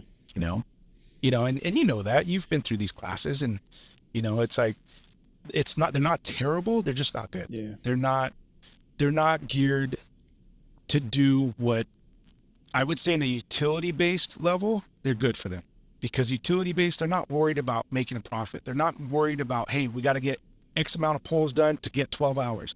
Okay. It's like, we can stay here 3 weeks and they don't give a shit. As long as we come home safe and we don't relay a circuit and we don't get an accident, we're fine. You go to the contractor side. No, it's all based off of the profit. How much you can do. Get these 3 poles and you could charge 12 hours. They're not worried about fucking anything other than trying to turn a profit. It's all money driven. You know that. Taking the hot work out of it too is like, this is what's sitting here going through my brain, just thinking about like all the hot work I did as an apprentice and like what that taught me as a lineman. Yeah. Taking that and removing it is insane. It's insane. Because like, how many times were you up in the air? Like, gloves for you, sticks for me, and just like in a tight situation. Like, it's tight. Not like you're not worried for your life or nothing, but like you've got a lot of work to do in a short amount of time. You got a few steps to get there. And it's like you're sweating your ass off. Your arms are tired because you've been holding the redhead out for like, or a Mac out for like ever, like you've been holding in the air for like 10 minutes and your arms are burning. And it's like, if you move 6 inches either way, but like, that's where you learn, right? Like you learn about angles, weights and forces, like angles on things. Like you're trying to put pins in on with a little tool on the end of a 8-foot, 10-foot stick. I don't know, dude. Like, to take the hot work out of it, and then to like, not even that, it's like the planning side of things, like planning and laying out a job. Like you're talking about that really good crew you're on as a 7th step, like hitting all those numbers and coming down and laying out your arms on your pole and then just dropping it in there and everything just went back up. Like, that's the same thing with like a hot pole, right? Fanning all your conductors out. I can remember gnarly structures, wire going everywhere, figuring out how to lay everything out, like where to tie, where to move, how to secure things, getting it all set, prepped. Okay, where are we going to put our hole? Because 1 inch either way with your hole means something totally different when that pole is stood up, right? And then how are we going to sneak this pole in there? We're not dropping it in from the top. We don't have a crane. We're coming in from below, and we're sneaking it in here between hot. I don't know, but that was the art of the trade, right? Yeah, 100%. Like, of the distribution 100%. Side, anyway. That was the art of it, was hot poles. Yeah. Yeah, and like I said, the lack of knowledge and experience and things like that have really hurt this trade, because like you said, I mean, I made a comment to our old business manager, Pat Thavin here. I told him a few years ago before he retired, I said, "Hey Pat, can you come up with a new classification here at the hall?" And he said, "What do you mean?" I said, "Yeah, new classification." What's that? I said, "I think you should put in a classification for cutover linemen." And he fucking looked at me and goes, "What?" And I said, "Well, think about this. The cutover linemen we have, that's all they know how to do is cutovers. Okay, that's all they done most of their career as apprentice. They done cutovers. That's it. The majority of their hot work, you got to get 1,000 hours of hot work. You're telling me that they got 1,000 hours of opening, closing cutouts and closing and opening jumpers? That's all they did. That's all they really did." And he started laughing. I said, "So if you do a classification of cutover linemen, the stipulation with them is they don't have to do the hot work. Because right now, that's the only people that are fucking relaying our circuits and putting shit together every fucking month." And he started laughing. He goes, "I'd like to laugh and say that was a joke, Larry, but I know you're fucking serious." I said, "I'm dead serious, bro." I said, "Look, dude, if we tell them they don't have to do hot work, we don't have to worry about them relaying circuits anymore." And he started laughing. He couldn't stop laughing. And he goes, "It's actually a good idea." And I was like, "Look, dude, if you can make it go, bro." But the reality is this. I mean, we lost it. We're losing it. I don't know where it's at yet. I think we're in the process of losing it all. And I'm sure, because I know the PUC has been getting numerous complaints about the outages we have over here, right? The mass amount of outages we have, taking like entire neighborhoods out of power for anywhere from 12 to 20 some hours. You know what I mean? Like, it's crazy. Like they knock out half a neighborhood to reconduct and do this, and they put an 8-hour outage, but it goes to like midnight or something like that. It's insane. But I've talked to people higher up that said, yeah, they're getting a lot of complaints at the PUC. And the scary thing is, a reconductor, it just blows my mind too. Like, blows right? my mind. Right? It's crazy, because you know, we've used to spread it, make curly max and tap everything up, pull a conductor right through the middle, and fucking redo everything. Again, it was the art of it. It was the setup was the string and wire was easy. The cutover at the end was easy. You know? Yeah, it was, because pulling the old wire out wasn't as easy, but yeah. I mean, but you come up with little tricks, right? You come up with little things like that. But I mean, that's the art that we don't have anymore. That's the art that people like myself, who have this in my mind where I can show these guys how to do this, it's diminishing. And the people that we have out there, I mean, I still got guys that came up under me that are young, that are teaching their guys, but like I said, they don't want to work with anybody else. They want to stay together, and that's a fucking jam up crew. You know, they look at them, oh, we can throw everything we want to them. But that's what they do. They say, instead of trying to go out there and teach other crews, like, hey, come out here and learn how to do this. Oh, no, just give it to that crew. Let them go out there. They'll handle it. You know, well, what are you going to do when they're gone? You know, save all this work up until they come back or something? Or, you know, I don't know, but you got to make some decision here. And I think for the most part, we got to get people to start learning how to do this. You know, there was a prime example. We had a storm job up here in local mountains, and snow, ice, everything. It was bad. And the Edison PGS, good friend of mine, came up to me and said, hey, Larry, I need you to go take a look at this pole. They're saying it's a helicopter set, but we can't get a chopper up here, and there's no way we're going to get a crane up here. So can you just go up there and see what you can do? I said, sure. Drive up there, take a look, come back down. And he goes, what do you think? I said, Greg, give me the pole. He goes, what do you mean? I go, I'll have this fucker set in like 4 hours, and we'll have power to that whole side of the mountain. He goes, are you serious? I go, I'm dead serious. So he came out, he wanted to watch this, and I skated a pole up the mountain. You know, I used hand rigging, butt blocks, everything like that. And the greatest thing was there was a big pine tree right next to the old pole. Perfect. That went down. Rig off the pine tree. Right? At 100%, right? And I told the apprentice, I go, hey, you got to go up that tree and put the rigging on. He's like, how the hell am I going to do that? And I started laughing, and I say, see this rope? I'll probably get in trouble for this. I say, see this rope? Yeah, tie this around. That's your extension of your skid, and you're going to climb up the pole and flip it up. And as you get up there, take this sling, and as you walk around, get these nails, tap nails around so it holds your sling up. And then when you get back to the front, connect it, choker it, put the block here, here's your rope, and you're going to come back down. He's like, okay. And he did it. He, you know, and mind you, I had one journeyman, and he was actually running the digger truck. And then there was me and 3 other apprentices and a grunt. That's all I had up there. And we set this pole and had it energized in less than 4 hours, I think it was. And the PGS I had, Greg, he's a great guy. He looked at me and goes, man, I miss line work like this, Larry. And I said, you know what?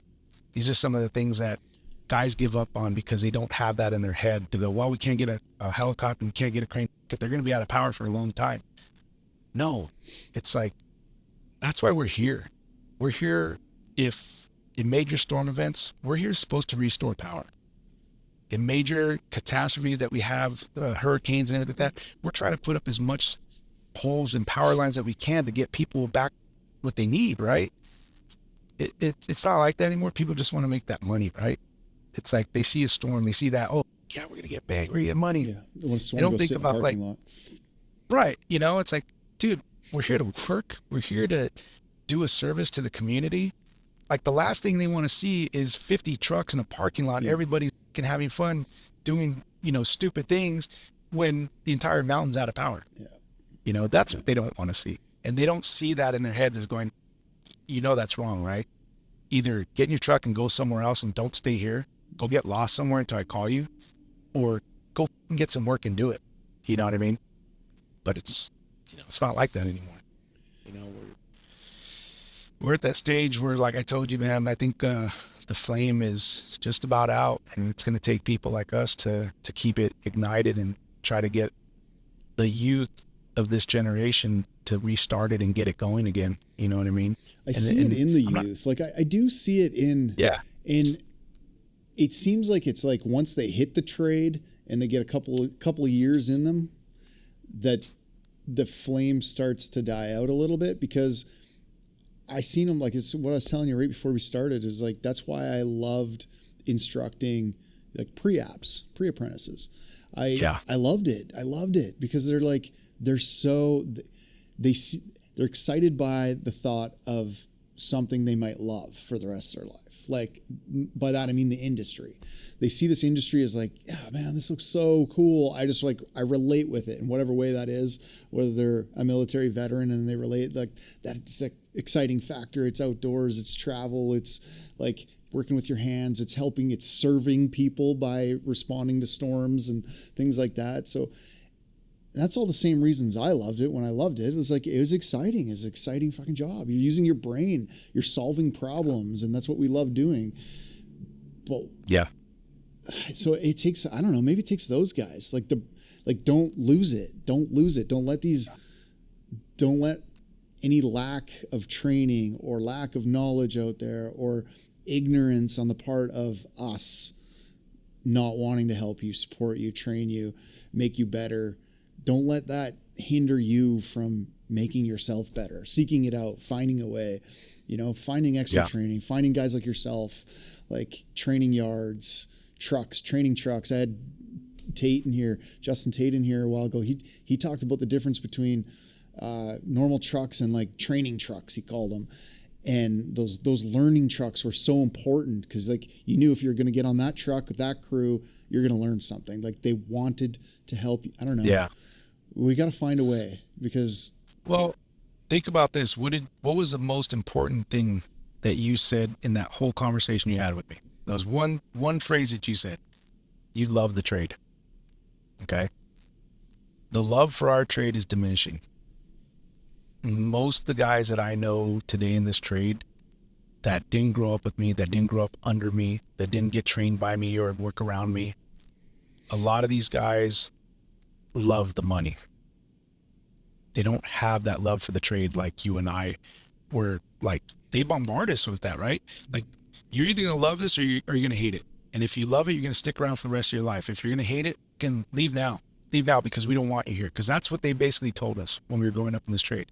You're going to fucking love this trade. You're going to love what you're doing. You're going to want to go to fucking storms. You're going to want to listen to those people cheer you on when you turn their lights on. And, and I had a fucking lineman one time tell me, he goes, go ahead. We energize a circuit of people and everybody's coming out. Yeah, thank you. Cheering us on. He goes, go ahead. Tell him. I go, what do you mean? He goes, yell out there. I fucking did that. And I just started laughing, and he's like, do it, Larry. And so I started screaming it, and what's crazy is they came out and they started giving us like waters, Gatorades, people were bringing us beers and shit. I'm like, oh dude, we can't take that. Like, I'll put in your foreman's truck, get out of here, but take some beers, and that's the kind of thing that was more satisfying to me than anything else, right? That hit home with me because I looked at it as one of my linemen told me, was, what if you were the one in the house with no power, you had 5 kids now? I mean, what do you think you would be doing? You'd be going ape shit crazy with those fucking kids, right? What do you think the mom would be doing? What do you think, Yeah. It's like, what are you going to do? And in this day and age, kids get lost if they don't have internet and they don't have a cell phone, right? Facts. Dude, if they don't have that, they're wanting to commit suicide, bro. Like, dude. Really? You know what I mean? It's like, and he kind of brought it to light with me. He's like, what do you think? And I'm like, you know what? You're right. And I look at it now, it hits more home now because of how people need this electricity to power their internet, power their phones, power their iPads, power their and all this social media shit and all this stuff like that. They need that. They're addicted to it. They want it. They need to have it. They got to see what other people are talking about them or all that shit like that, It's all about me, They don't think about everybody else. Yeah. And, people like you and I who are trained in this trade, you did whatever you can to put that power line back up. You did whatever you can or could to dig a hole and get that pole set, or, get that cable in, or get that pad mount in there. You figured out ways to do everything so that way your job got done. You can give people what they need and get that satisfaction that you knew you fucking did that for them. Again, I'm not saying it's all the guys, but a lot of guys are just like, no, I want to see what that fucking check brings me this week. Yeah. You know what I mean? Yeah, I worked 90 something hours. I worked 110 hours. I want to get that check. I want to see what it looks like. They don't get it. Yeah. They just don't get it. Yeah. 100% true. That sucks. Totally generalizing, but anybody that knows exactly which category you fall into. And if you fall into not the good one, serious gut check right now. Yeah, dude, I mean, I tell a lot of people today, if we don't change this trade today, it ain't going to be here for you tomorrow. We're very fortunate in California. This is a very union ran state for line work. Okay. There's a lot of non-union shit here, but for line work anyways, it's very heavily unionized here. And what they're figuring out is if we keep at this pace where we're de-energizing circuits, de-energizing power lines, doing all this shit dead work, right?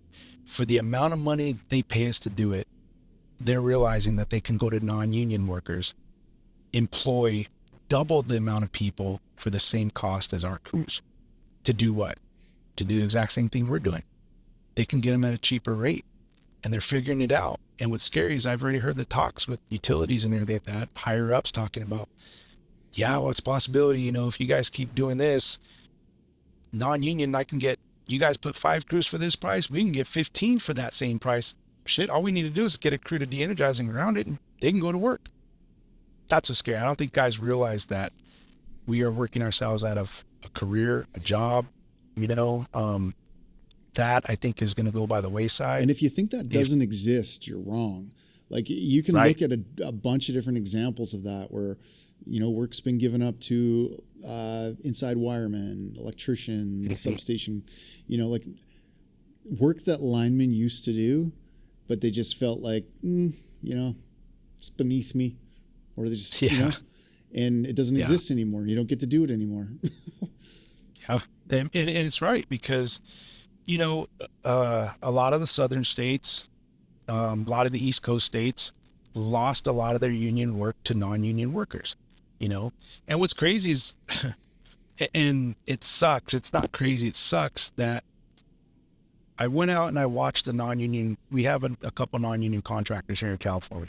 And one day I was driving by, I was hunting, and I saw this crew out, and I pulled up and I wanted to watch them. And you talked about this, you hit it earlier when you said that they cry about shit, right? Stuff that you and I sacrifice for, they cry about, right? So I watched this crew. They got out. The 2 guys ran out. They put chocks down on flat ground. That's a big thing out here in California. They cry about, I got to put a chalk out. Which way do I put it?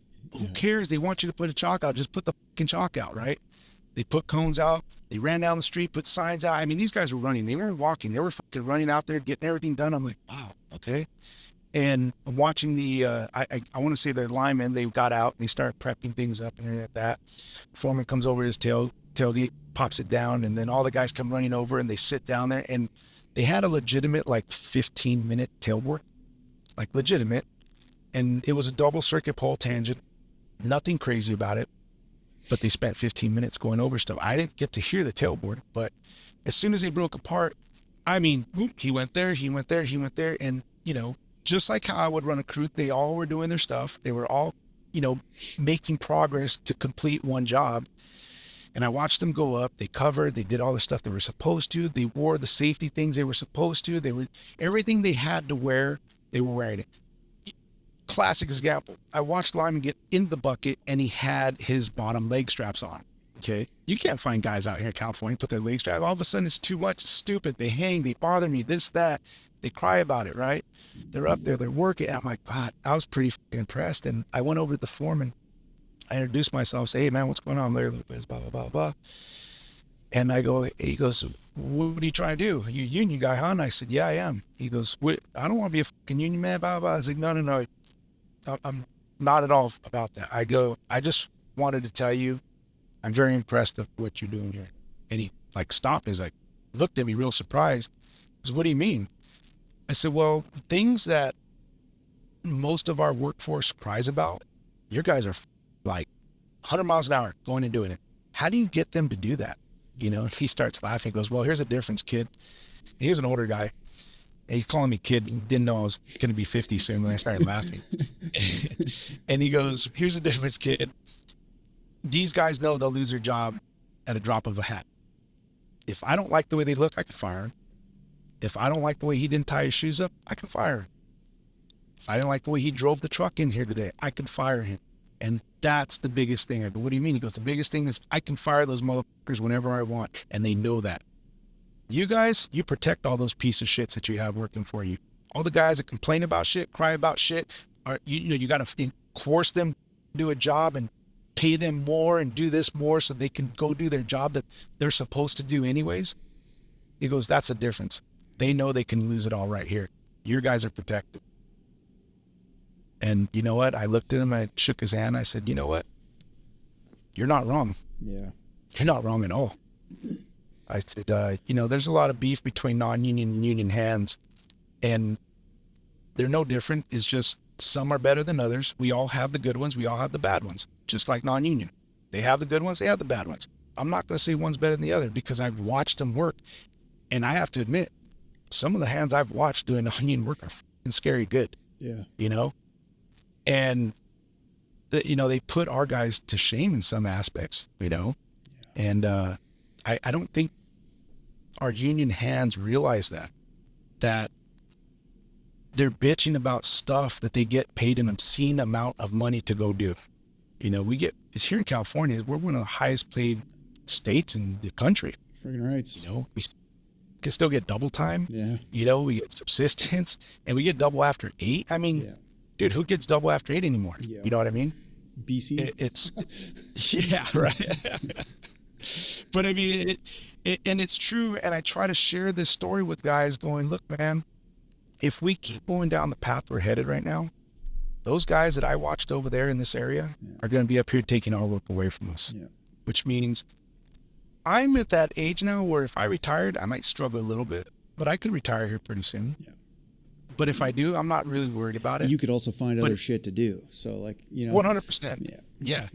And I tell these guys, but if you got 5 years in the trade, this happens to you, you're looking for a new career. Yeah. Or you're going to go ahead and go to a non-union contractor and say, fuck it, I'll go ahead and work for that $28 an hour instead of the $80 or $70 you're getting now. It's crazy. You're staring at another 30 years. You better start changing something. And that's the thing, man. They don't realize that. Yeah. These guys, the younger generation cares more about the checks they're getting now. They don't think about the future. It's like some of my mentors I had growing up always talked to me, and I'll never forget Tube Dudley. He was a real big icon here in California.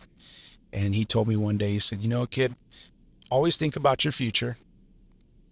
Yes, the hourly pay is great and you always want the hourly pay, but make sure you put into your retirement. Mm-hmm. Make sure you get stuff into your retirement. Always go retirement. And one other thing, don't ever let them take anything away from you, because if they do, you'll never get it back. Facts. And he was more referring to like our double time, but a lot of guys weren't too happy with the contract negotiations we had, but we got a lot put back into retirement, and they don't see that. They want that hourly wage. It's like, dude, you're going to blow that fucking hourly wage. Save for your future. You know what I mean? Like, you got to understand that that's what we're ultimately working for. It's there because of the experience. If guys in the past, when it wasn't there, and those guys that fought to get that there fought that for a reason. It's just like the safety side of things. Like, it's written in red, right? Written in blood. Right. It's the same thing on the financial side. It's written in blood as well. A lot of those guys ended up with nothing left at the end of their careers. And that's why, the retirement's such a big portion of it as well, because They know. Yeah. A lot of these guys are not going to end up with anything if we don't put something in there for them. Start thinking for them. Yeah. So, And what's crazy too is I was just telling this a couple of weeks ago to another apprentice. I said, if you go work in another part of this country, they still do hot work in most of the country here. They're not like California. They're not. I said, if you go there, you guys wouldn't last very long. They said, what do you mean? I said, because the way I'm watching you work now on this pole that we're training on, you're very rammy, you're very jammy, don't give a shit about it. That's the guys I call cutover linemen. Yeah. I have a switch. If I go do hot work, I got to flip a switch in my brain mentally to go, okay, completely different work. Yeah. Smooth. We're not rammy jammy. We're not trying to go a million miles an hour. It's all finesse. It's all cruise. It's all be careful. Look this way, look that way, do this, do that. I get it. If it's de-energized, you're fucking throwing shit off a pole. Who gives a shit, right? But the reality is you've trained yourself to be like that. So when you do hot work, that's why we have so many circuit interruptions and so many wires getting together and nobody paying attention to the backside. Your pole partner's sitting there talking to you instead of watching behind you and watching your knuckle and all that shit like that. Things that we were like drilled in. Hey, don't fucking look at me. Look back there. Look over here. Look down. Look up. Look. That's what you had to do. You guys don't do that. Little things like that. That switch. You don't have a switch. Yeah. You have one speed and that's it. And I said, this is why I teach you in this training. Everything you do from this point on, if it's dead, practice it if it's hot. Yeah. And they didn't understand that. And I said, well, what I mean by that is this. Guys that do bad shit got good at doing it bad because what they do, they practice doing it bad. I said, here's what I'm telling you. Pro athletes get good because they practice, right? Well, yeah. Okay, well, because they're getting paid, right? Yeah, well, you're getting paid. May not be as much as him, but you're getting paid good. Why wouldn't you want to be better at what you do? You got to practice to be good. When you work on a de-energized line and practice it hot, you can fuck up and make mistakes here and nothing's going to happen. But guess what? If you teach yourself how to be bad and you go up and do the primary bad and you fuck up over there, guess what? You're going to see me on the e-board or you're going to get fired. You're going to do all this shit like that. You don't have a second chance. Yeah. When we worked all this hot shit, they used to always tell us, in line work, kid, you get one chance and it might be your last. You only get one chance in line work. Not so much anymore. Yeah. But what I'm telling you is practice these de-energized lines like it's hot, because then when it is actually hot, it should be no different. The only thing is it's really hot this time, right? So practice it hot. And they understood that concept after I explained that to them. And I'm showing them how to be more cautious with how they, look, cause and effect, right? You do this here, all your concentrating is here. If you spin around in your belt, look down the line, you could see everything, the whole big picture. You're concentrating here. How can you see what's going down over there? Did you not see those wires getting together down the line? Oh no. Well, of course not, because you're here. Yeah. Turn around, watch what's down over there, because what you do here has a profound effect of what's going on down over there. There's cause and effect. What you do here has an effect over there. And did you go walk the line and see if those arms are good? So how do you know you could put a hoist on there and jack up as hard as you're going up, right? No, you didn't do that. Did you go look at the insulators? Old wood pin insulators break off all the time. Like so many things, hey? Like so many things, bro.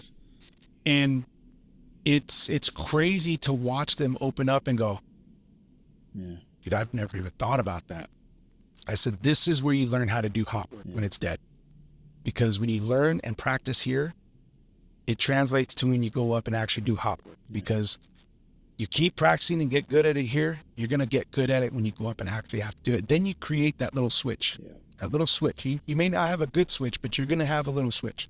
But keep doing it, And, I'm pretty happy with how these guys are taking it. And I've got a comment almost every class. They said, I thought this was going to be one of those typical onboarding to you fuck over there, do a hurt man rescue, you sign a piece of paper and they say, okay, good job, kid. And you're out of here, like you've literally showed us how to do line work, like the do's, the don'ts, the how-tos, the importance of closing in a cutout the right way, and I show them, I saw this on Instagram. I don't know if you saw this, but there was this crew that went up to close in a cat bank and the kid threw it in and he didn't shove it in and keep tension there and look at it to make sure it's in. He just threw it in and let it go. And it was a restrike. The fucking door opened back up, and you see the blue dragon come out. The blue dragon's fucking barking and arcing. And another inexperienced step was the foreman yelling up at him, "Just open the other one." Oh God. So that was on the single conductor side. So you got the two cutouts here. Yeah. No load brake tool on a cat bank, and the kid fucking swings over there, opens the second one up. It took 2 seconds, baby, to arc over to the other side and blow up, and those guys got burned. Yeah. You know? But it's like little simple things about closing in a cutout. They're not taught that.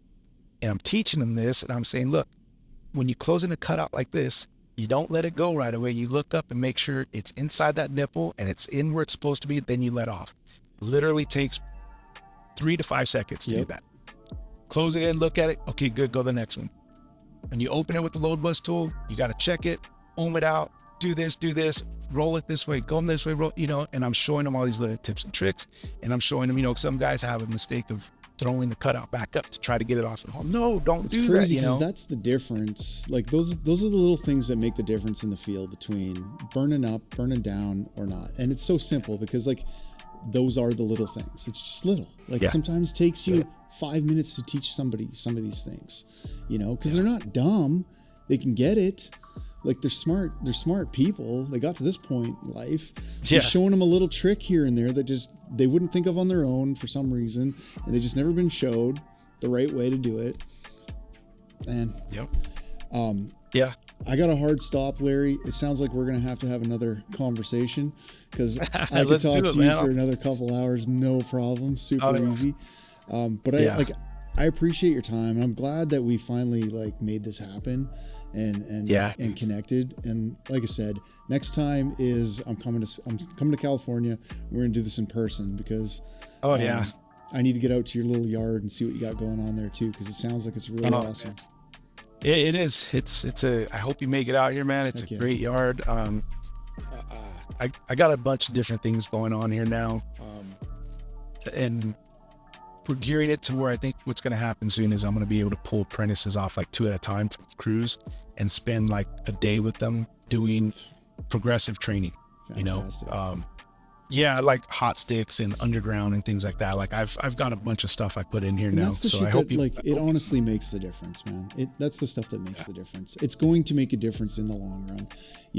You train 2 here, and all of a sudden you've trained 20 guys, 50 guys, and they go out now and they're teaching other guys. It's the compound, cause and effect compounding, Yeah. And the big difference, honestly, Ryan, the owner of this company, he's a journeyman lineman. Yeah. Okay. And he really gives a shit about this trade. He knows the value. Matt Bates is a great dude, and he really cares about this trade.